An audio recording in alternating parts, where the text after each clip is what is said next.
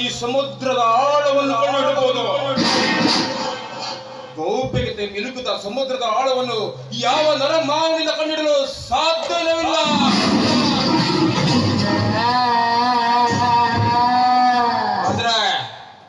ಆದ್ರೆ ಆ ಸಮುದ್ರ ಮುತ್ತು ವೈದ್ಯರ್ಯ ಖಜಾನೆಗೆ ಹೊಂದಿರುವ ಸುಂದರ ತಾಣ. ಆದ್ರೆ ಈ ಸಮುದ್ರ ಅಟ್ಟಾಸ, ಅನೀತಿ, ಅಧರ್ಮ, ಕಾಮನೀತಿಗಳನ್ನು ಹೊಂದಿರುವ ಖಳನಾಯಕ.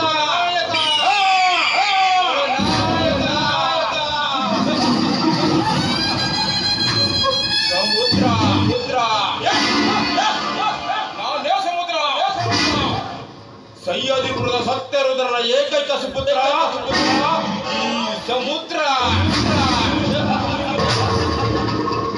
ಅಂದಿನ ರಾಮರಾಜಕ್ಕೆ ರಾಜಧಿರಾಜ, ಆ ದೇವರಾಜ. ಆದ್ರೆ ಇಂದಿನ ಕಾಮರಾಜಕ್ಕೆ ಈ ಖಳನಾಯಕನೇ ಸಮುದ್ರ. ಯಸ್ ಯಸ್ ಯಸ್ ಕಾಶ್ಮೀರದಿಂದ ಕನ್ಯಾಕುಮಾರಿಯವರೆಗೂ ಈ ಕಾಮರಾಜನ ಕಪಟ ಕಾರಸ್ಥಾನದ ಕಾಡ್ಗಚ್ಚಿಗೆ ಅನಾಹುತಿಯಾಗಲೇಬೇಕು. ಕಾಮದ ಶರೀರ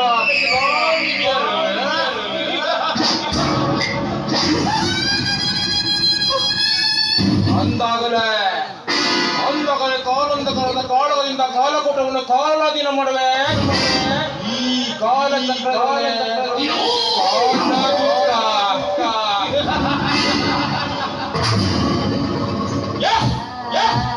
ಈ ಸಮುದ್ರನ ಮುಂದಿನ ಬೇಟೆ ಅಪರೂಪದ ಆಶ್ಚರ್ಯ. ಇನ್ನು ಮುಂದೆ ನಾ ಸೃಷ್ಟಿಸುವೆ ವಿರಾಮವಿಲ್ಲದ ಪ್ರೇಮ ಪರ್ವ.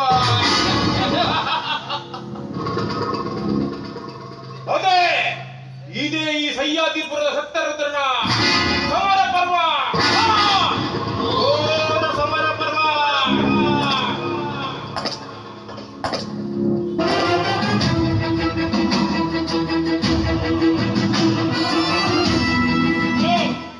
ಯಾರೋ ನೀನು ಈ ನಡು ರಸ್ತೆಯಲ್ಲಿ ಅಡ್ವಾ ನಿಂತ್ಕೊಂಡಿದ್ಯಲ್ಲ? ಹಲೋ ಮಿಸ್ಟರ್, ಇದೇನು ಫಿಶ್ ಮಾರ್ಕೆಟ್ ಇಲ್ಲ.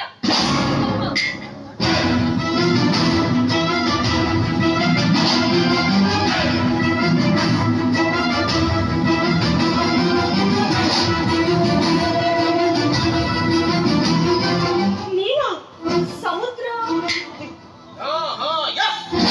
ನಾನೇ ಸಮುದ್ರ, ಸಹ್ಯಾದ್ರಿಪುರದ ಸತ್ಯರುದ್ರನ ಏಕೈಕ ಸುಪುತ್ರ ಸಮುದ್ರ. ನೀನು ಈ ನಡು ರಸ್ತೆಯಲ್ಲಿ ನಾ ಬಯಸಿದ ಹೊತ್ತಿಗಾಗಿ ಬಲೆ ಬೀಸಿ ನಿಂತಿರುವೆ ಈ ಬೇಟೆಗಾರ ಸಮುದ್ರ. ಈ ಸಮುದ್ರನೊಂದಿಗೆ ನೀನು ಸಹಕರಿಸಿದರೆ ನಿನ್ನ ಬಾಳು ಸುಭದ್ರ. ಒಂದು ವೇಳೆ ಈ ಸಮುದ್ರ ಉಕ್ಕೇರಿದರೆ ಆ ನಿನ್ನ ಸುಂದರ ಬಾಳು ಛಿದ್ರ.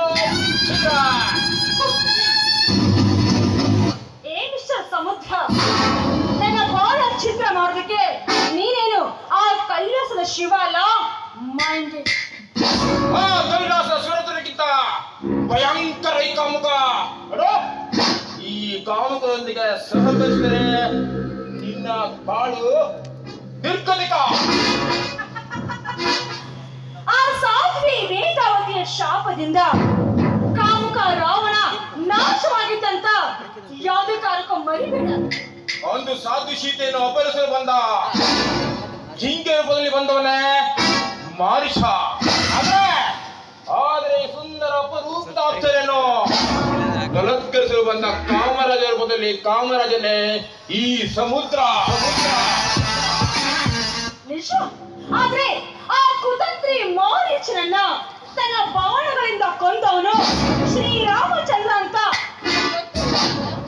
ಅದು ತ್ರೇತಾಯುಗನೇ, ಇನ್ನು ಕಲಿಯುಗ.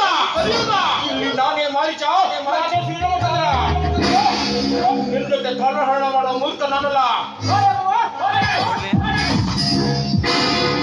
ನಾನು ಕೊಟ್ಟಂತ ಈ ಬಹುಮಾನದ ಏಟು ನಿನ್ನ ಜೀವನ ಪರ್ಯಂತ ಮರಿಬಾರ್ದು. ಅಷ್ಟೇ ಅಲ್ಲ, ಯಾವುದೇ ಹೆಜ್ಜೆ ಕೂಡ ನೋಡಿರಬಾರ್ದು. ಇದು